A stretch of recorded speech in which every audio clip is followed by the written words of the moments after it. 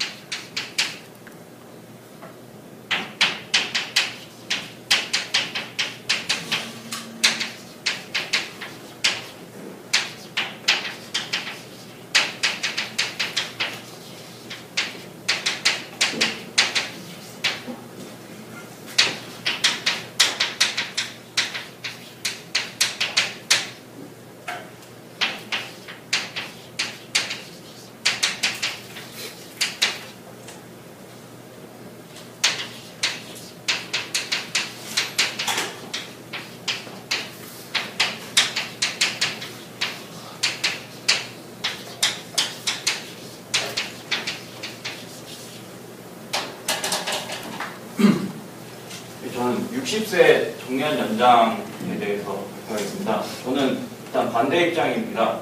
네, 현 상황에서 일단 발표 전에 현 상황을 보시면 현재는 과학기술이 발전하고 평균 수명이 증가하였습니다.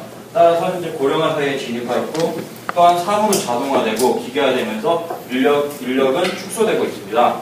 이 같은 상황에서 60세 정년 연장이 된다면 다음과 같은 문제점들이 있습니다. 첫 번째로는 생산성 하락입니다.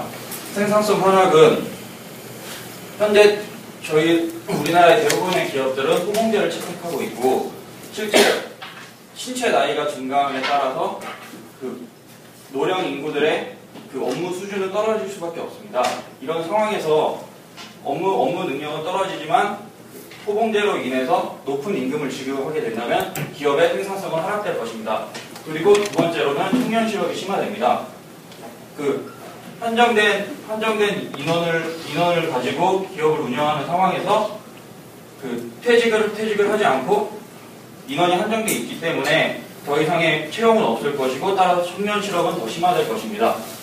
따라서 저는 이 같은 이유로 60세 청년 연장을 반대하는데 60세 청년 연장을 반대할 경우에는 다 5, 60대 실업이라는 다음과 같은 문제점이 발생할 수 있습니다. 따라서 저는 이 같은 해결 방안으로 첫 번째는 5, 60대 실업자들을 위한 창업입니다. 현재 우리나라 관공서에서는 5, 60대 실업자들을 위한 창업 프로그램을 진행하고 있고 5, 60대 실업자들 경우에는 그 퇴직금을 바탕으로 소자본이나 무자본 또는 무자본을 이용한 창업을 할 수 있을 것입니다. 그리고 두 번째는 재고용입니다.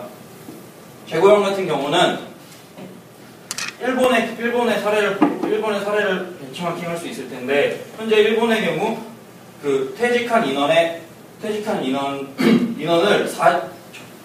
임금의 40% 수준으로 재고용하는 방안을 채택하고 있다고 합니다.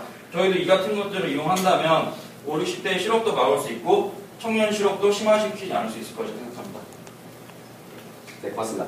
그 생산성 하락이라고 말씀하셨는데 오히려 노련함 때문에 실수 없고 조금 더 질 좋고 무엇인가 계속 해왔던 그 형식대로의 생산량이 오히려 더 증가할 수 있는 부분이 있지 않은가 그거에 대한 답변하고 두 번째는 창업에 대해서 해결 방안 말씀하셨는데 창업하다가 젊었을 때 실패하게 되면 다시 재규할 수 있는 여지가 충분히 있는데 다 은퇴하고 나서 나중에 창업하다 실패하면 이게 인생의 고충으로 올 수 있는데 이거에 대해서는 어떻게 생각하시는지.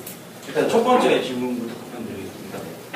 일단 그 면접관님의 의견이 맞습니다. 일단 그 오랫동안 회사에 근무하신 분들의 경우에는 그 오랜 경력을 바탕으로 전문성이나 노하우가 있습니다. 하지만 급변하는 현대 사회에서 그 발빠른 급변하는 전자기계나 이런 거 다루는 거에 있어서는 좀 아무래도 신입사원이나 신세대보다는 떨어진다고 생각하는데 그런 상황에서 호봉제가 되게 된다면 그 성과와 관계없이 높은 임금을 받게 되므로 생산성이 하락된다고 생각을 하였습니다.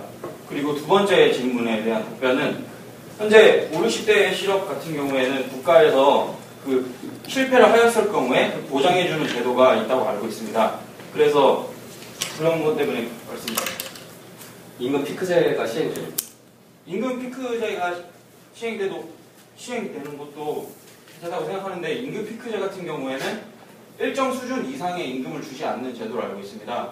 근데 하지만 일정 수준 이상의 임금이라는 것이 임금이 어느 정도 올라간 상황에서 일정 수준의 임금을 주는 것과 따로 퇴직을 하는 상황에서 다시 재계약을 하면서 40% 정도의 재고용을 하는 것과는 다르다고 생각을 합니다. 그래서 한 3분의 1 정도 수준 밑으로 주는 거죠? 예. 알겠습니다. 네, 수고하셨습니다. 예.